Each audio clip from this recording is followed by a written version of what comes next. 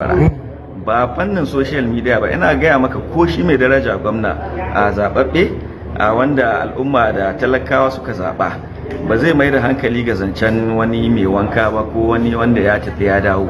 Shi jihar Zamfara ce gaban shi, ita zai fuskanta. Ayyukan ci gaba su ne a mafarkin shi a koda yaushe, da Zamfara yake kwana da ita yake tashi. So duk wanda kaga ya tafi ba ko rashin muka yi ba, ya gama salelan shi, ya gama yan rabe-raben shi, ya tsaya inda yake, ba bugu ba zagi ba cin mutunci ba ruwanmu da kowa. Idan lokacin siyasa yayi ya ji yana ra'ayin ya dawo ya yi siyasar, to sai ya zo ya siyasa. Amma yanzu ba lokacin karɓar wani mai wanka ba ne, domin mu babu dahin da ba za mu iya shanyewa ba a yanar gizo. Kai ka sani mu ba ma tsoron comment. Ni comment ma idan ka zage ni dariya nake yi, saboda me daidai lokacin da zaka zage ni sai in je a WhatsApp ko da zan duba status dina mama ta min addu'a. So da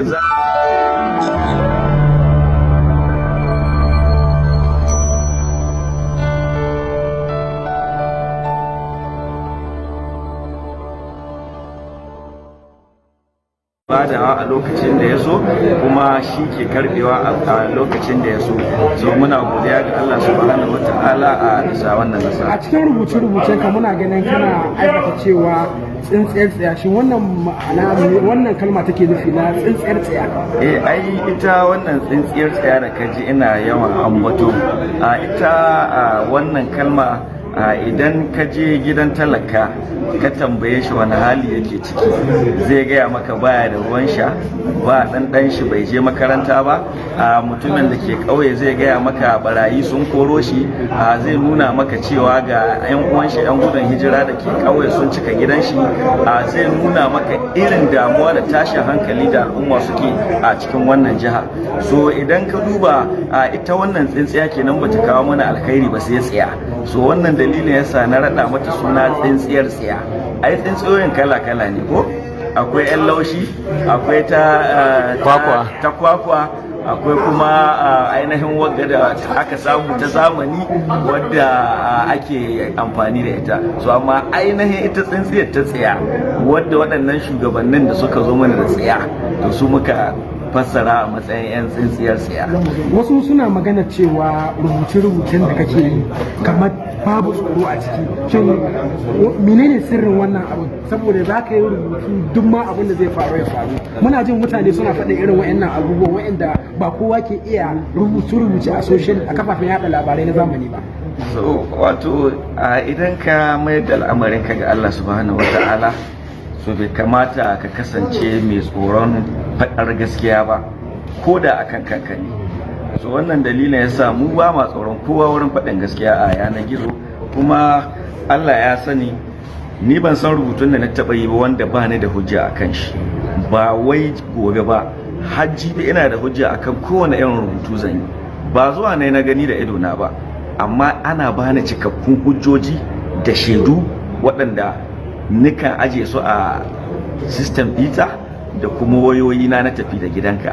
So ba na rasa kowace irin hujjar kalma da zan rubuta ga yanar gizo, domin ina da tabbaci gaskiya ce, ina da yaƙini a kanta. Yau zan baka misali, a lokacin da INEC ta ɗaga zaɓe daga 11 ga wata ta mai 18 ga wata, ina ganin a jihar Zamfara ni ne mutum na farko da na rubuta cewa ta daga, wanda ko a portal ɗinta bata rubuta shi ba. So mutane sun ta kira na, ya za a ce INEC ta daga abu bata masa a portal nata ba, ni a gana rubuta. So saboda ni ina da fact, ina da masaniya akan abun, kuma na tabbatar tsantsagoran gaskiya ce. So bayan awanni me ya faru, sanarwa ta hita, kuma an daga, kuma an yi shi get inda na rubuta a yi. Gashi yanzu Allah ya baku nasara, kuma kun daɗe kuna wannan gwagwarmaya, kuma akwai 'yan uwa 'yan social media ire-iren ka wa'anda sun daɗe suna rubutu. Yanzu in za su dawo a wannan tafiya taku, za ku anshe su? To ai daman ita wannan gwamnati ta sha bamban da gwamnatocin da aka saba yi a jihar Zamfara. Ba fannin social media ba, ina gaya maka ko shi mai daraja gwamna a zababbe wanda al'umma da talakawa suka zaba, ba zai mai da hankali ga zancen wani mai wanka ba ko wani wanda ya tafi ya dawo. Shi jihar Zamfara ce gaban shi, ita zai fuskanta. ayyukan ci gaba su ne a mafarkin shi a koda yaushe, da Zamfara yake kwana da ita yake tashi. So duk wanda kaga ya tafi ba ko rashin muka yi ba, ya gama salelan shi, ya gama yan rabe-raben shi, ya tsaya inda yake, ba bugu ba zagi ba cin mutunci ba ruwanmu da kowa. Idan lokacin siyasa yayi ya ji yana ra'ayin ya dawo ya yi siyasar, to sai ya zo ya siyasa. Amma yanzu ba lokacin karɓar wani mai wanka ba ne, domin mu babu dahin da ba za mu iya shanyewa ba a yanar gizo. Kai ka sani mu ba ma tsoron comment, ni comment ma idan ka zage ni dariya nake yi, saboda me daidai lokacin da zaka zage ni sai in je a WhatsApp ko da zan duba status dina mama ta min addu'a. So da zagin ka addu'a ta me zai bata min rai da kai. To da ƙarshe wani fata zaka yi ma al'ummar jihar Zamfara? Da farko ina yi ma al'ummar jihar Zamfara fata na alkhairi, kuma muna roƙo su ci gaba da zuba ma His Excellency Dr. Dauda Lawal Gamji Gusau addu'a su ce ta kai mu a wannan bagire, kuma haƙurin da suka yi ne Allah ya duba ya ɗauko nasara kacokan daga hannun waɗanda suke ganin suke da 'yan sanda, suke da soja, suke da civil defense, suke da duk wani wanda ya iya manahici na gidan siyasa a jihar Zamfara, amma duka Allah ya watsi da su, ya tattara su a wuri ɗaya, ya ɗauko nasara ya kawo ta inda ake ganin shi kanshi Allah kamar bai isa ba. So ya ɗauko ta kuma ya kawo aya ta ƙara tabbata a jihar Zamfara. Duk mai hankali yanzu sai ya ɗau hankali, wanda kuma yake da sauran rashin ɗaukar kaddara da kuma yadda da cewa lallai Allah nan shi ka ba da mulki a lokacin da ya so da lokacin da ya ga dama, so sai ya ci gaba da jayayya.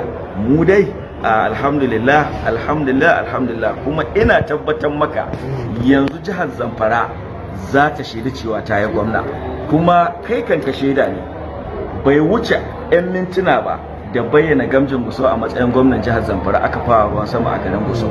Tun jiya ake ruwan sama, yanzu haka garin nan babu rana. So wannan ba karaman ni'ima bace, sai dai mu ce alhamdulillah. To muna godiya mai girma. Masha Allah.